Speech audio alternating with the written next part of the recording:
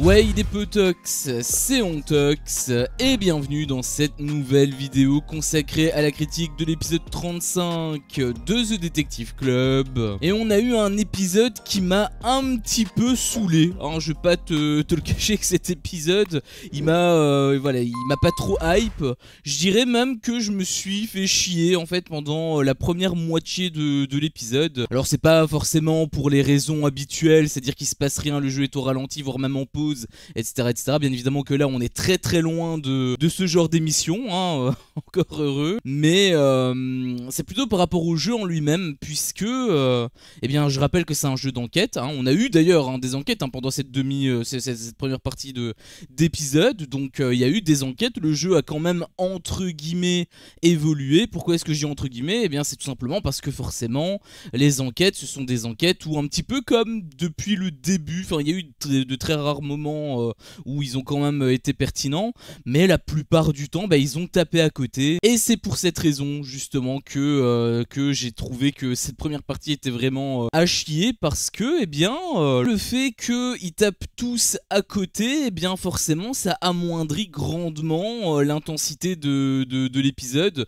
voire même du jeu, surtout maintenant où on est justement aux portes de la finale. Donc automatiquement, peut-être que c'est pas votre cas, mais je pense que inconsciemment si, à mon avis tout le monde fonctionne à peu près pareil à ce niveau là, inconsciemment ou non, quand on voit quelque chose on réfléchit directement et on fait un raccourci directement par rapport à la finalité du jeu. En tout cas c'est comme ça que moi je fonctionne, c'est à dire que quand je vois les joueurs taper à côté, etc., moi naturellement je me dis ok, du coup c'est Jess qui va gagner. Ça corroborait un petit peu avec tous les problèmes que j'ai vus précédemment. Peut-être que ça va évoluer, hein, bien évidemment, peut-être qu'il va y avoir des coups de surprise, etc., etc. Bon, j'espère que ce sera quand même mieux fait que dans The Power saison 2, si jamais il y a des retournements de situation. Mais vu à quel point ils ont l'air vraiment à côté de la plaque, je me dis que il y a rien en fait. Dans tous les cas, il n'y a aucune intensité, puisque encore une fois, les principales concernées en l'occurrence, ne sont pas en danger. Donc qui dit pas de danger dit pas de tension, et ça a duré 20 minutes, donc automatiquement sur cette base de 20 minutes, eh bien je me suis fait chier comme un rat crevé. Donc vraiment première partie d'épisode, j'ai vraiment pas été content. En réalité là c'est parce que j'augmente un petit peu la sévérité de mon jugement, hein, de mon analyse.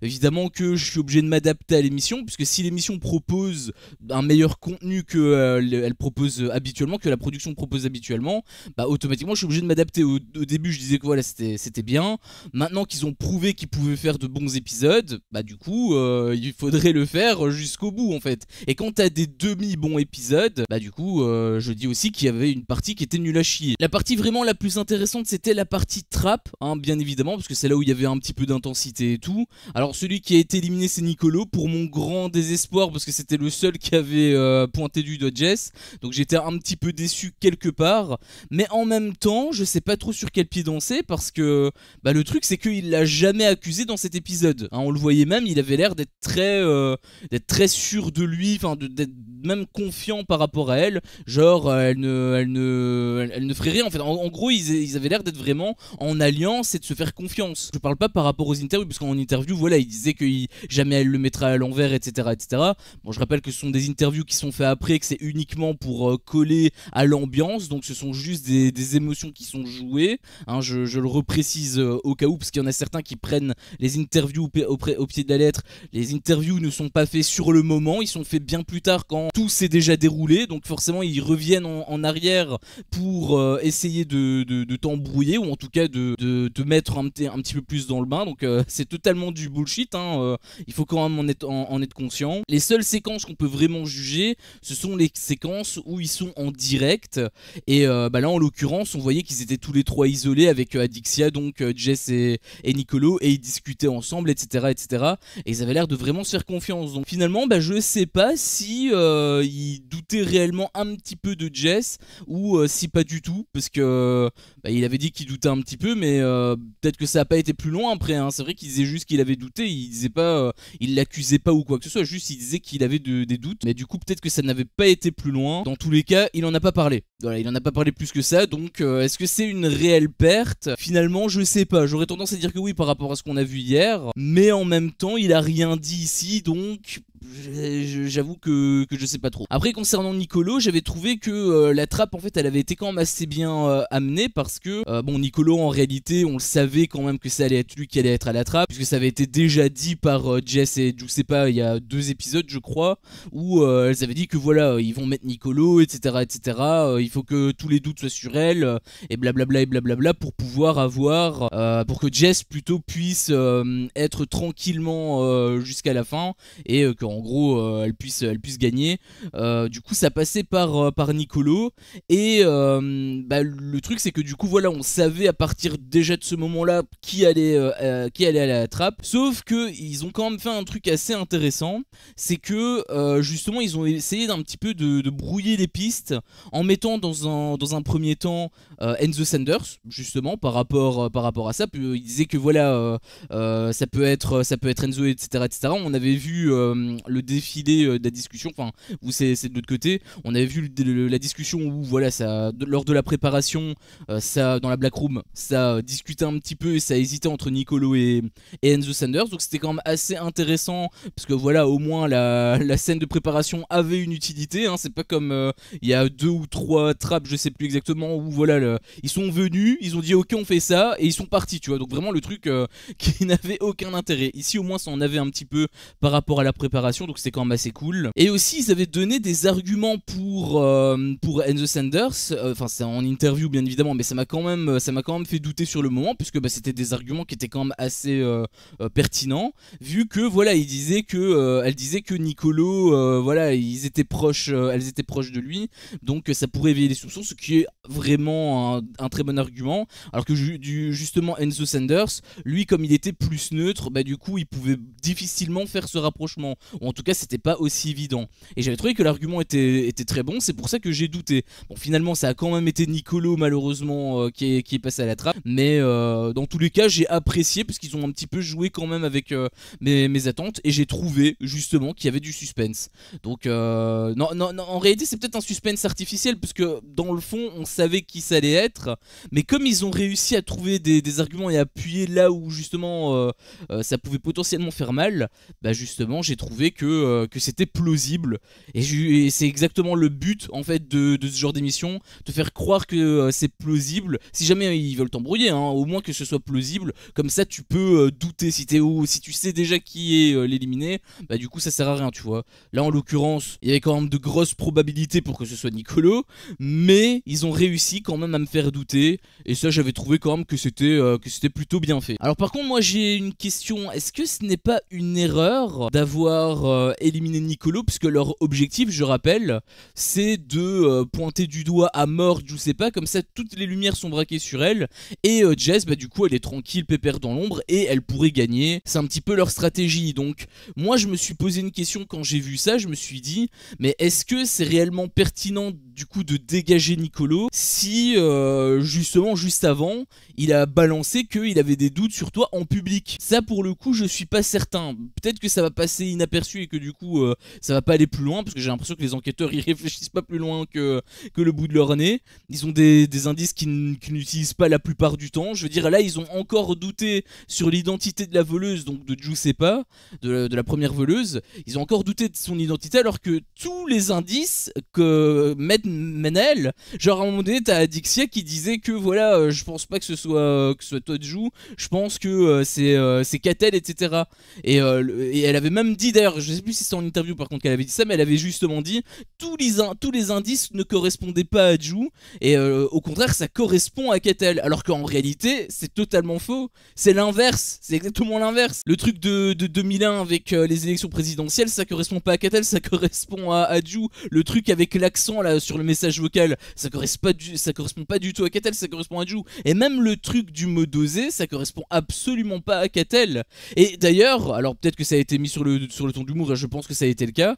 Mais Ju justement elle avait utilisé aussi le terme de zé à la soirée d'hier. Bon, il me semble que ça avait été un petit peu, ça avait juste été fait en mode blague, mais elle a quand même utilisé, même si c'est pour une blague, elle avait quand même utilisé. Bon, celui-là on peut pas trop le compter, mais dans tous les cas voilà, le truc des élections présidentielles et le message vocal, enfin ça correspond absolument pas à Catel quoi. Donc je l'ai trouvé vraiment ultra naïf sur ce coup. D'ailleurs même les candidats, enfin notamment Ju du coup elle l'a trouvé ultra naïve et je peux totalement la comprendre, hein. Je partage totalement son avis, puisque voilà ils ont des indices et ils arrivent quand même pas à trouver, ce qui fait que voilà là c'est même pas un indice par rapport à, enfin c'est pas un gros indice en tout cas ce que Nicolo a laissé derrière lui.